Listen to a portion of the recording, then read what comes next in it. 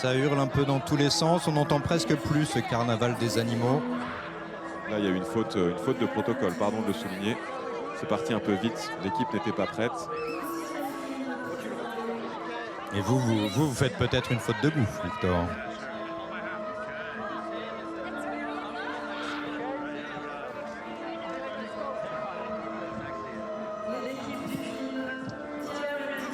La montée des marches de ce film en compétition, un film d'Ali Abbasi, réalisateur danois-iranien qui signe The Apprentice, une fable, une forme de biopic sur les années de construction de Trump avec son Pygmalion, un Pygmalion qui est un avocat, un peu véreux, un peu mythomane, qui est interprété par Sébastien Stan.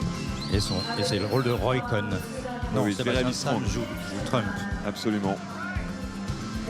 Vous voyez ici le cinéaste accompagné de ses acteurs. Maria Bakalova qui joue la jeune femme de Trump. Ivana. Dans les années 80, une plongée dans l'Amérique des années 80, mais qui résonne et qui nous donne à voir comment le monde a basculé, si on peut dire, sous l'ère de Trump. C'est aussi une histoire d'amour. En fait, une histoire d'amour platonique entre un maître et son élève. C'était deux hommes qui venaient des faubourgs, qui aspiraient à habiter tous les deux sur la 5e avenue et qui ont réussi, on peut le dire, parce que pour Donald Trump, il a fait plus qu'y habiter. Il y a construit une tour gigantesque. Et c'est l'histoire aussi d'un Pygmalion qui, pour obtenir la victoire, ne recule devant rien, quitte à manipuler les faits et à brouiller la frontière entre vérité et mensonge. On vous parle là non pas de Donald Trump, mais bien de son Pygmalion, un drôle d'avocat. Roy Cohn. C'est Sébastien Stan, que vous avez sûrement vu dans les Avengers, qui joue Donald Trump. Mais vous l'aviez vu aussi sûrement dans Moi, Tonya, en fait. Vous savez, ce film sur la patineuse artistique, ce fait divers un peu troublant.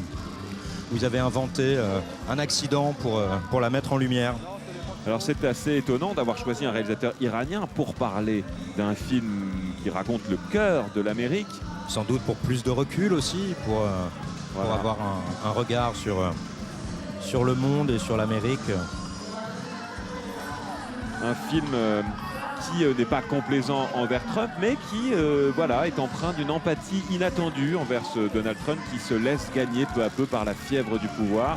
Sébastien Stan qui montre en filigrane la fragilité qui habite le personnage de Trump, puisqu'on peut dire personnage de Trump. Qu'il habitait en tout cas, il habitait dans sa jeunesse. Oui, ils ont regardé beaucoup de vidéos, beaucoup d'interviews, ils ont lu des tas de choses sur lui et en effet, c'est un autre Donald Trump qu'il montre, Donald Trump jeune, qui s'est construit petit à petit, que Roy Cohn, l'avocat, a construit en monstre finalement. Le film est en compétition pour la Palme d'Or. Il n'a pas de date de sortie pour l'instant. Sans doute, ça va se décanter lors du palmarès, si palmarès il y a. C'est un film aussi qui traite du sida en sujet de fond. Enfin, pas vraiment. Parce que Roy Cohn, cet avocat, a eu le sida justement, et ça effrayait beaucoup Donald Trump. Et c'est un film qui n'est pas distribué et sorti à n'importe quel moment, puisque vous savez que nous sommes dans une année particulière concernant les procès de Trump. Et aussi, on s'approche d'une nouvelle élection américaine. Et pourtant, ce n'est pas un film particulièrement politique, mais un film qui dépasse la simple question de Trump pour avoir un point de vue plus universel. Tout à fait, Victor. Moi, c'est Thierry, Olivier.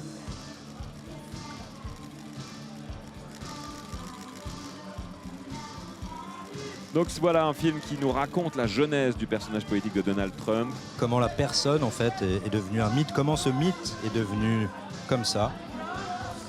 Parlons un peu de Ali Abbasi, qui est un cinéaste qui est déjà venu à Cannes pour plusieurs films, au moins 2, puisqu'il en a fait 2. Il s'agit de Les Nuits de Mashhad. C'était un film distribué ici en 2022. C'est un thriller, c'est un thriller criminel.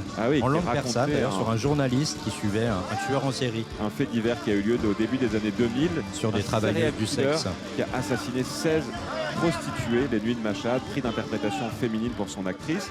Il y avait aussi en 2018 présenté dans la catégorie Un certain regard Border, qui avait reçu le prix Un certain regard. Tout ça pour vous dire que 2 sélections, 2 prix, ça laisse la possibilité, et pourquoi pas un prix d'interprétation masculine, parce que interpréter Trump, c'est toujours une prouesse, même il y a 30 ou 40 ans. Pourquoi pas? Vous nous racontiez que dans les années 80, Trump avait déjà une peau orange et des cheveux blonds.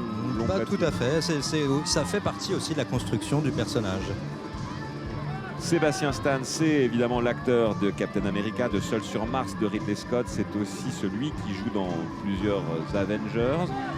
Il a failli ne pas faire carrière en tant qu'acteur, figurez-vous. En 2017, il a raconté que sa mère n'arrêtait pas de lui envoyer faire des auditions lorsqu'il était enfant. D'ailleurs, il a fait une première apparition dans un film de Michael Haneke. Il n'a pas du tout apprécié l'expérience de travail, le processus. Et ben, il a changé d'avis après avoir joué dans ses premières pièces de théâtre à l'école pour notre plus grand plaisir, j'ai envie de dire. Et avant d'être choisi pour incarner Bucky Barnes dans Captain America, il a été pressenti pour jouer le rôle de Steve Rogers. Voilà, une petite info comme ça, en passant. Et Maria Bakalova qui joue donc Ivana Trump. Elle était dans Borat. Dans Les Gardiens de la Mais Galaxie. aussi dans Les Gardiens de la Galaxie, Ouais. oui. Et elle est venue à un certain regard présenter Woman Do Cry en 2021. C'est la première actrice bulgare à être nommée pour un Golden Globe, figurez-vous. Et bah ça se précise, vous avez raison. Alors on peut aussi parler de Jeremy Strong, l'acteur.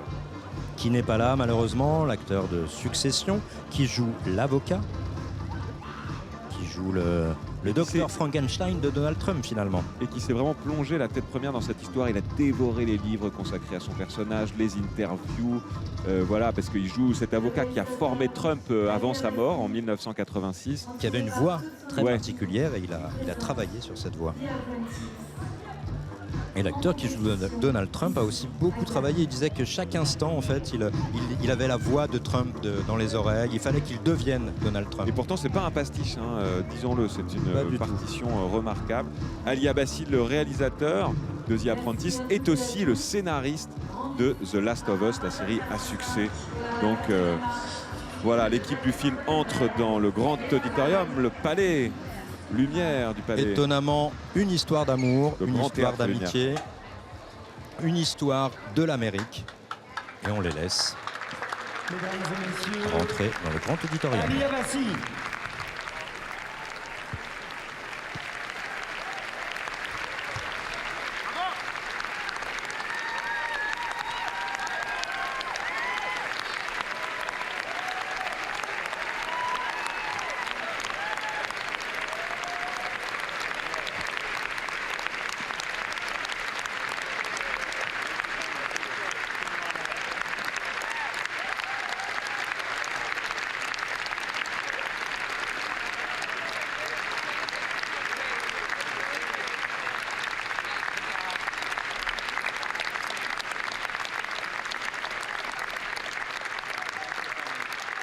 But don't run away. I'm going to lock the door.